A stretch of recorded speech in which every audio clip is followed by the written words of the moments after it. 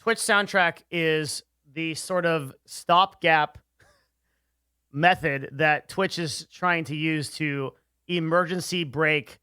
The DMCA is actually an issue that we need to pay attention to. And their solution for that is introducing Twitch soundtrack. Twitch soundtrack is something that came out last week. And the idea behind it is creating a set of resources for streamers to be able to use DMCA free music. They have this list of people that are supposedly kind of signed on. And I am doing kind of a two-part talk on this. Like, one is like, this is like sort of a update on like what's happening with DMCA. And simultaneously, it's like sort of a commentary on some of the challenges that something like this is going to have and how it's relevant to you as content creators or your favorite broadcasters. So let's start by saying that I have a shit ton of resources on DMCA. So the first one is this DMCA resource list, which if you actually read, it goes over pretty much everything you need to know about DMCA on Twitch and YouTube and has a lot of like questions and advice and things like that. So that's number one. But number two is I also have several videos on how DMCA works and doesn't work in the context of Twitch and YouTube.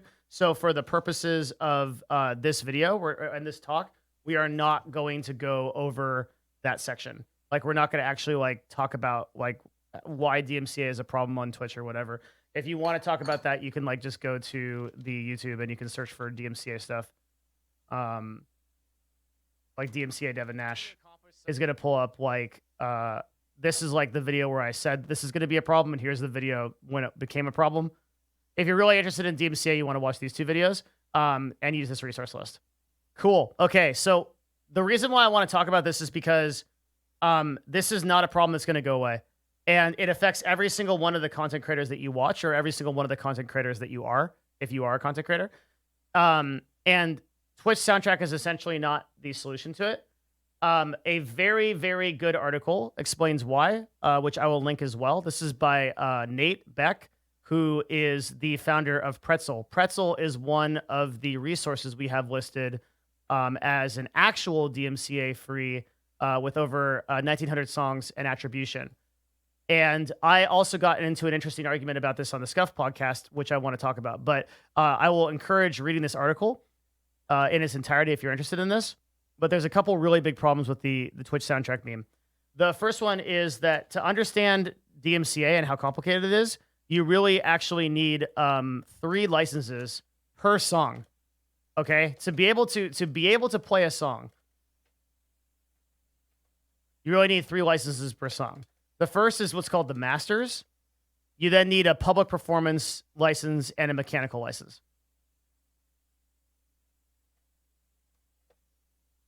So Twitch only got the public performance license and didn't get the licenses for the masters and the mechanical.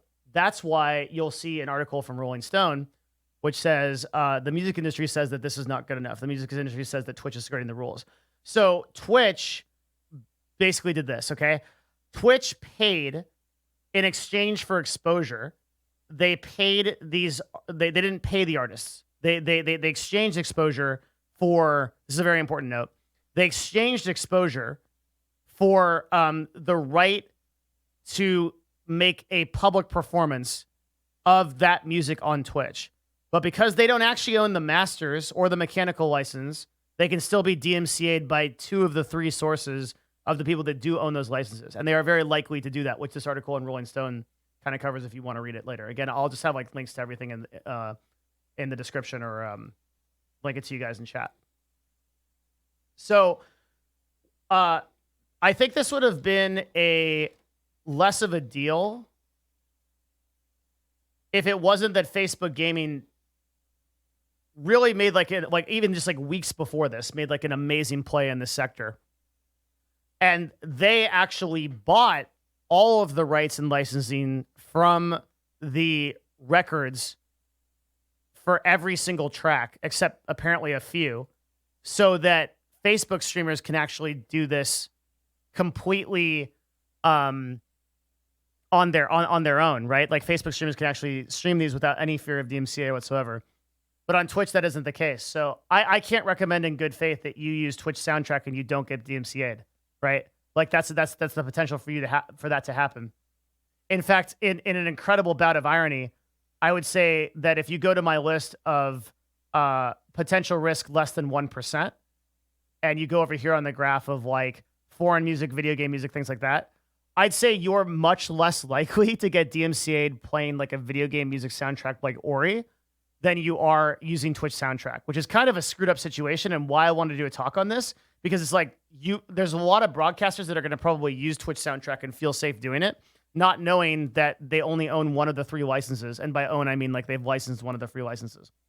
So in an incredible bout of irony, there's probably several categories of music that you could play or sounds you could play that are going to have a lower risk factor than using Twitch soundtrack itself. And if Twitch soundtrack, you get DMCA'd off Twitch soundtrack, Twitch is not going to protect you. They don't owe you anything by contract. Even partner streamers are not going to get protected by Twitch and have never gotten protected by Twitch. And they're not going to go to bat for you in court or whatever like that if you get DMCA'd. It's on you. You have to figure it out. And a DMCA is potentially a really big deal on a channel because it is a federal regulation. So if the government asks for a channel to be taken down, Twitch by their own volition cannot reinstate that channel.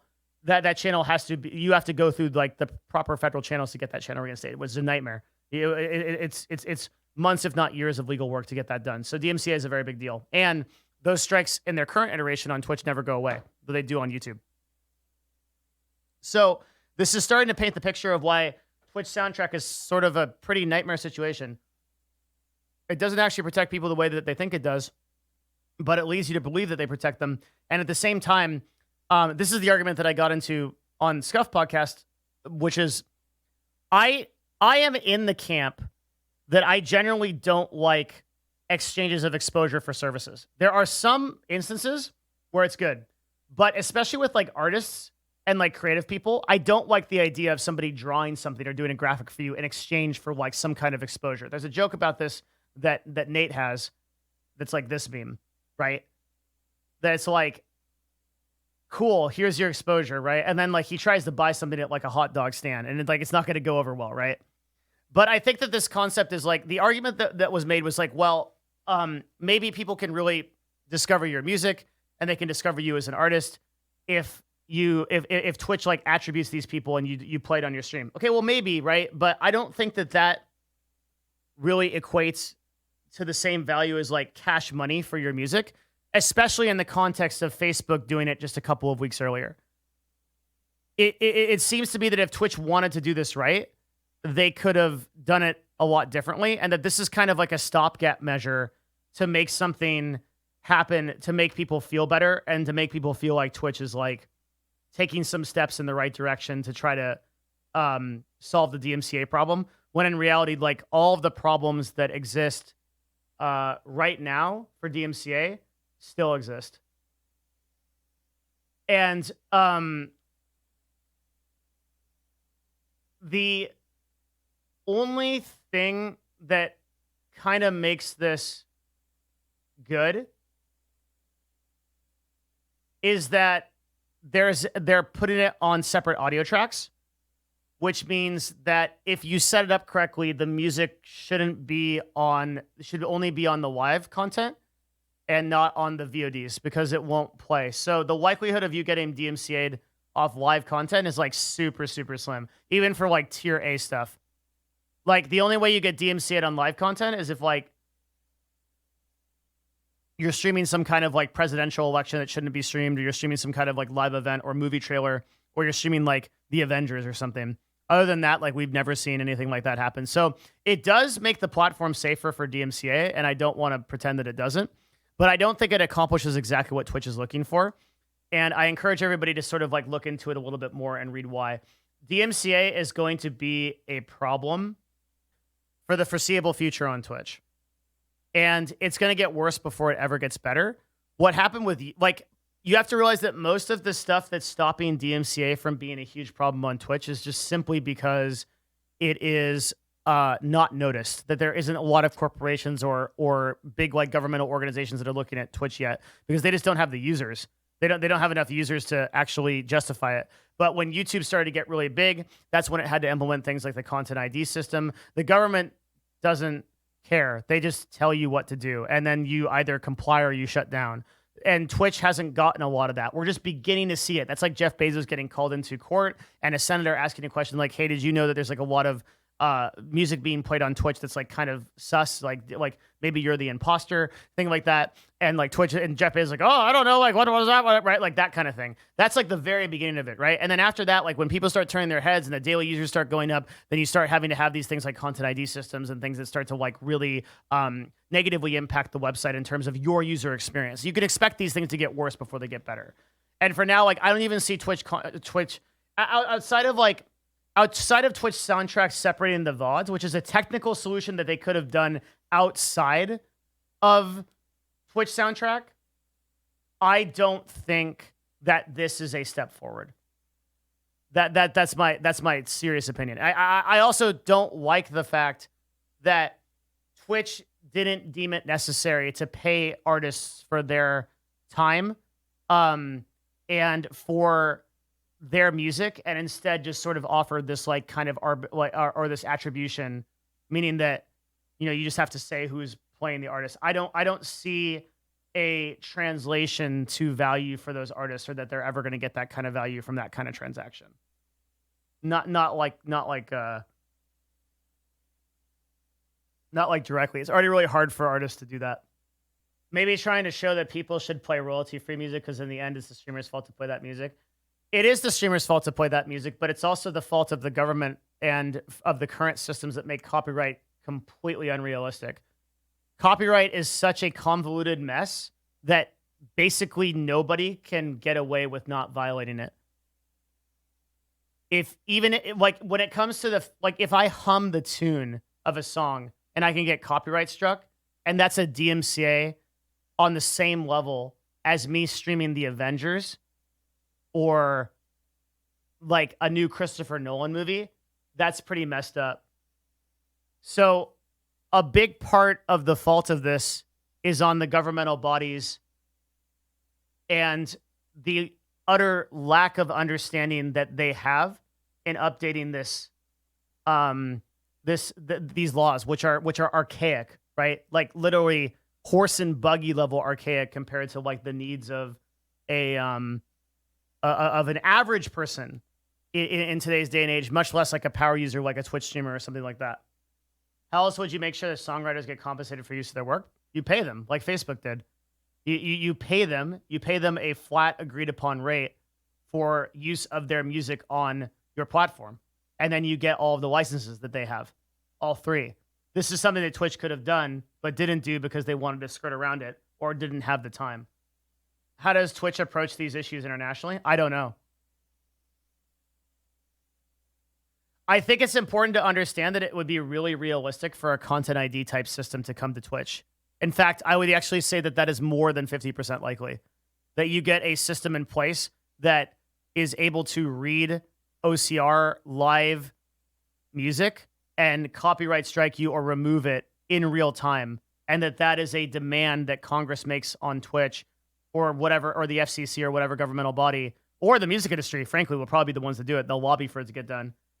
And you do not, if you play live music that's copyrighted on Twitch, it's muted in real time. I see that as like a very logical outcome to this within the next 2 to 3 years, assuming that Twitch's user base continues to grow. Like that exists on YouTube. Basically, if you upload a YouTube video, your first time watching that video, you get muted or the video gets removed before you ever even upload it. I think that's very likely in the next 2 or 3 years. Greater than 70% is what I would put it at. And the way it happens is like the whatever governing body just says you have to implement the system, find out a way. That's exactly what happened with the YouTube content ID system, right? For people to think this is like outside the realm of possibility. YouTube was just chilling along until it got enough users that people were like, okay, there's a lot of illegal music being paid here. At first, you could upload a YouTube video, you could have anything on it, and you could monetize it or whatever. Doesn't matter. And then when they did the content ID system, it was because they had to. Is this why some streamers don't play in-game music while streaming? It's why some streamers are very conscious of... I mean, when there was a scare and like a couple of people got DMCA'd for clips about 2 months ago, everybody stopped streaming DMCA music. I made a big thing about it, and then like a lot of people realized that it was not because like DMCA is such a... If you do it, if you play it right and you just listen to like lo-fi and stuff like that and show artists and things like that, and you attribute, your likelihood of getting DMCA'd is like next to zero. But if you're playing like top 50 stuff, again, this is like something that my DMCA resource guide covers really, really well. Is like if you're playing anything within these category, right? Top 500 songs, record label songs, TV shows, right? If you're streaming The Office, that's like a DMCA situation. If you're playing like somebody's like Japanese lo-fi mix, right? Like you're not anywhere near being able to get DMCA'd. The likelihood that you get DMCA'd is infinitesimal. You can get DMCA'd on game music. You can get DMCA'd on anything. But I put it at like a very low risk. There are some hybrid streams that are in a lot of trouble, like GTA streamers, right? This is a good example of a person that like has to be very careful because GTA streamers play a lot of music on the radio when they drive that's like top hits. That music is licensed to GTA the game for players to listen to. It is not licensed to streams. So you can get hit with a fat DMCA for GTA music, but even though that is licensed through Rockstar, right? It's not licensed to be able to be played as a public performance on Twitch.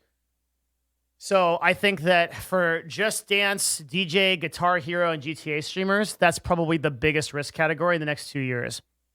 Those and if you listen to my DMCA talks, I basically say those people are screwed. Like there's not a lot they can do. Other games that utilize this as well, you're starting to get a picture of like how when I say that the copyright system is like incredibly messed up, that's what I mean. Imagine if you're like a full-time Just Dance streamer, you're just sitting there like this. And everyone's like, yeah, I guess this is cool. Like, okay, like, but that's the reality. Like, that's like that's the world that you live in. That's how it is on YouTube. You just don't monetize those videos. You utterly demonetize those videos, and eventually, Twitch will need to make a distinction between monetization and demonetization. There will need to be some kind of system in place where you say this video is not, or this live content is not monetized. We are not making any money or ad revenue or anything like that, which conflicts with Twitch's ad system, but that's probably a talk for another time.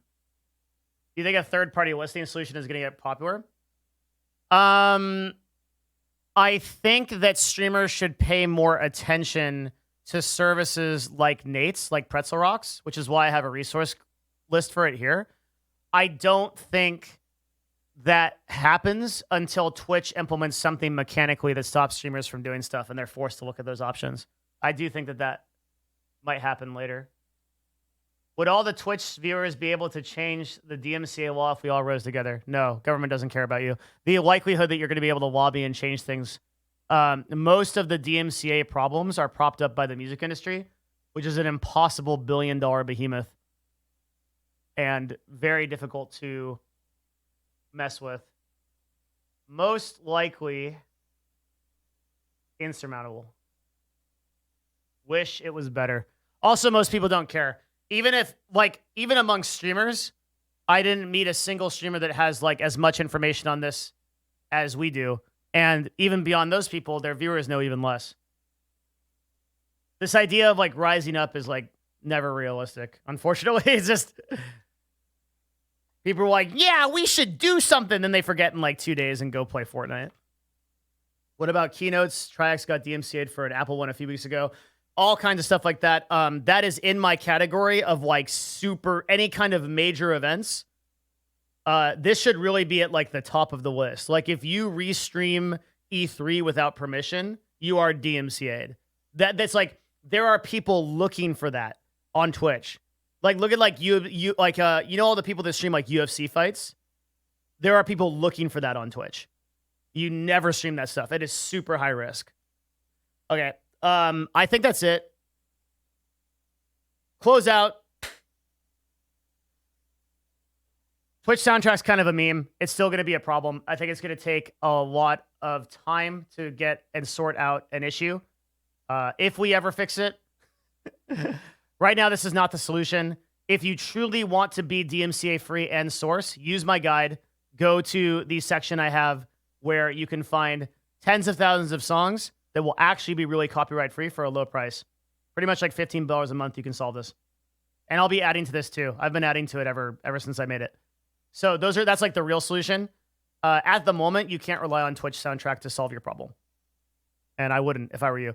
But it's good to know about, just like how these issues affect content creators and people that you watch and things like that. Always going to be exclamation DMCA in my Twitch chat, twitch.tv/Devin Nash. That's it. Thanks for coming. Thanks for listening to my talk. That's my video and my talk. Subscribe. Come back next time. Thanks. See you again.